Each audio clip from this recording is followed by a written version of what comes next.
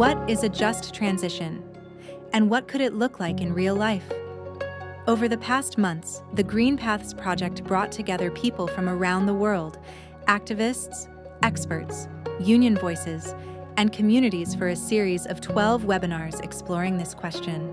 Together, we uncovered stories, challenges, and innovative ideas shaping the future of climate justice. We heard that every country needs its own path forward and that industrial policies must fit the local context. But we also saw how land grabs and unequal access to resources can block those paths. Young people made it clear they don't want a seat at the table just to be seen. They want a say in shaping the future. They don't feel represented as a young person, and they don't feel they have a say in their future and in the policy-making process. And also, even when they are invited to have a say, there is something happening that I would call maybe youth washing.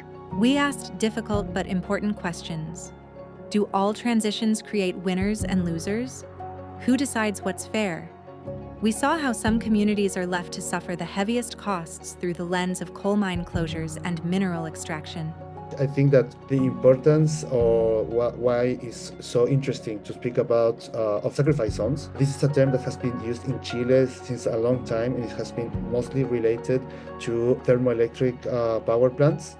But now the communities have been using it to denounce the expansion of lithium mining and also new energy projects, also like green hydrogen.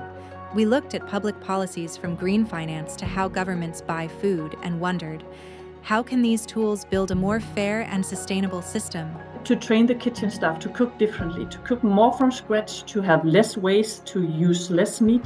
So already at that time they started to transforming the meals that we eat to becoming more green.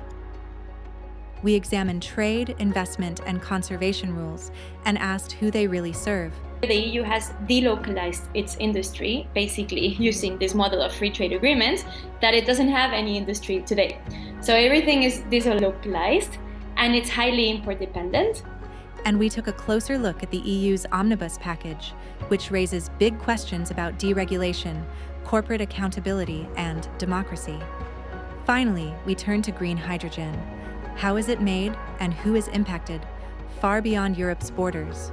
Through all these conversations, one thing became clear. A just transition is not one size fits all, but it must be rooted in justice, locally, in Europe, and globally.